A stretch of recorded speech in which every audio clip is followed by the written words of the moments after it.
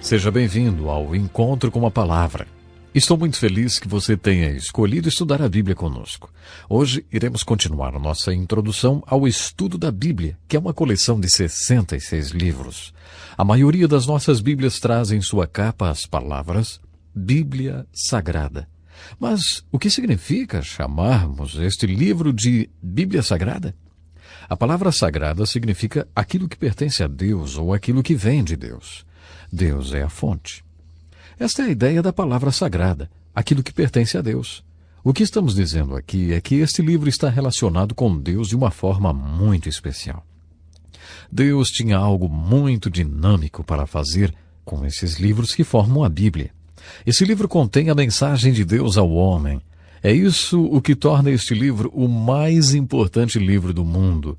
Portanto, o estudo da Bíblia é o mais importante estudo do mundo. É por isso que nós vamos estudar esse livro juntos, porque ele é o livro de Deus para nós.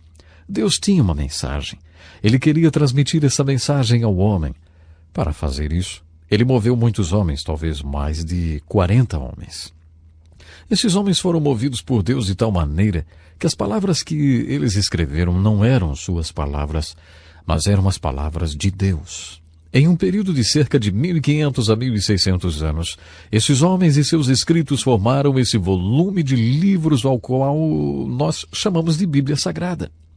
O processo pelo qual Deus moveu esses homens a escrever esses livros é chamado de inspiração. Paulo disse que esses livros vieram de Deus através da inspiração.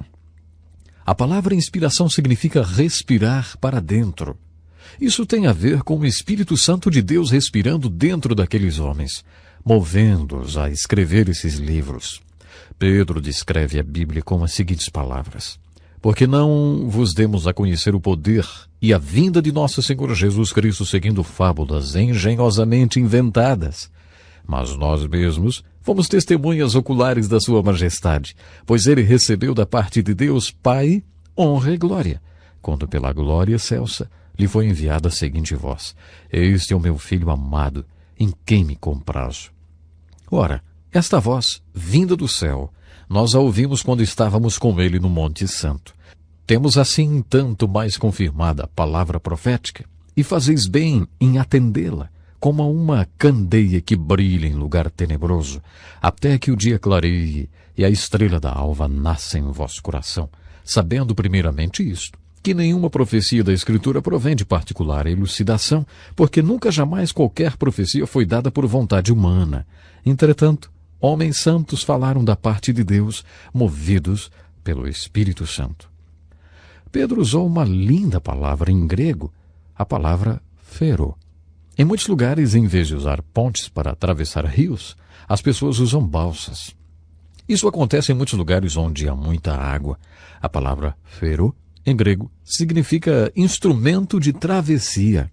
É essa palavra que Pedro usa quando ele diz que Deus moveu essas pessoas. Imagine o vento soprando nas velas de um barco e movendo o barco pelo rio. Isso é a inspiração, segundo Pedro. Outra expressão é o verbo vivo de Deus, que não se aplica às Escrituras, mas a Jesus Cristo. A Bíblia é chamada de a palavra de Deus escrita. Jesus Cristo é chamado de o verbo vivo de Deus, ou a palavra viva de Deus. Tudo o que ele foi, o que ele disse e o que ele fez foi a palavra de Deus para nós. Deus disse muitas coisas para nós através deste livro, mas Deus disse muito mais coisas através do seu Filho Jesus Cristo. Eu gostaria de falar agora sobre a organização da Bíblia. Nessas primeiras lições, eu vou considerar que você nunca abriu a Bíblia antes. Se você já for um estudioso da Bíblia, tenha paciência. Nós alcançaremos você em algumas lições. Vamos lá. Os 66 livros da Bíblia estão organizados de acordo com o tipo de livros que são. Eles estão divididos em Velho Testamento e Novo Testamento. Mas nem sempre foi assim. Nos dias de Jesus, por exemplo, não havia divisão entre Velho Testamento e Novo. O Novo Testamento ainda não havia sido escrito, por isso os livros que existiam nos dias de Jesus eram simplesmente chamados de a Palavra de Deus ou as Escrituras. Somente depois que o Novo Testamento foi escrito e reunido numa coleção de livros é que foi feita a distinção entre Velho Testamento e Novo Testamento. A mensagem essencial dos livros do Novo Testamento é a seguinte: Jesus está vindo. É isso que esses livros estão dizendo. No princípio, segundo as Escrituras, Deus e os homens viviam em harmonia. Mas Deus ofereceu ao homem a capacidade de escolha e o homem escolheu se afastar de Deus. E Deus, que não pode tolerar esse tipo de rebelião, se afastou do homem. Portanto, existe um divórcio entre o homem e Deus. Esse divórcio entre o homem e Deus é o problema fundamental tratado pelas Escrituras. No Velho Testamento, Deus nos diz: você acreditaria se eu lhe dissesse que vou fazer alguma coisa sobre esse divórcio? No Novo Testamento, Deus nos diz: você acreditaria se eu lhe dissesse que fiz alguma coisa sobre esse divórcio? Note bem, os livros do Velho Testamento dizem que Jesus está vindo e que vai acabar com a separação entre Deus e suas criaturas. O Novo Testamento nos dá boa notícia. Jesus veio. E quando Jesus veio, ele acabou com a separação entre Deus e o homem. Existem duas palavras no Evangelho de Marcos que reúnem todo o Novo Testamento. Essas palavras são simplesmente: Jesus veio. Os livros do Antigo Testamento estão divididos em 5 tipos. Primeiro, há os livros da lei. E esses livros da lei são a pura palavra de Deus. É onde Deus nos diz o que é certo e o que é errado, e nos dá seus regulamentos.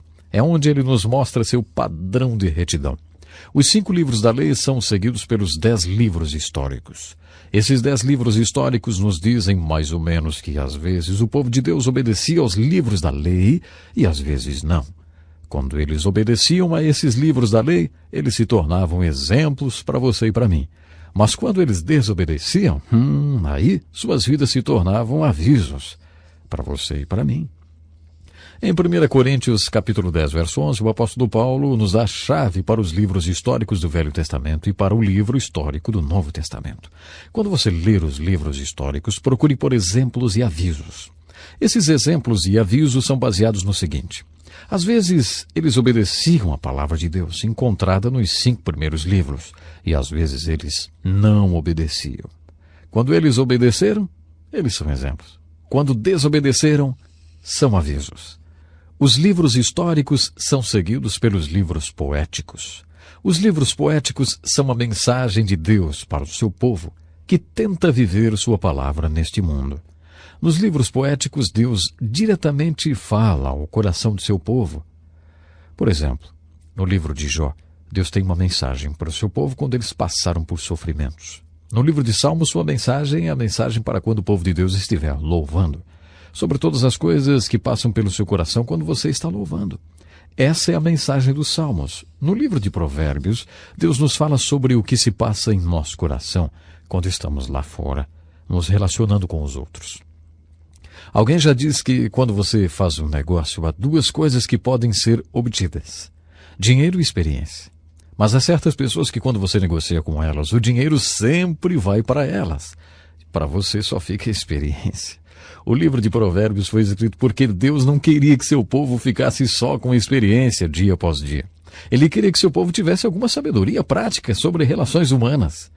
É por isso que ele nos deu o livro de Provérbios. Eclesiastes é a mensagem de Deus para o seu povo quando eles tiveram dúvida no coração. Os cantares de Salomão são uma mensagem dirigida para o povo de Deus quando estiverem fazendo amor. É quase como que se você estivesse ouvindo uma conversa de amor entre 2 apaixonados, em lua de mel, vamos dizer assim. A próxima seção da literatura do Velho Testamento é a maior seção.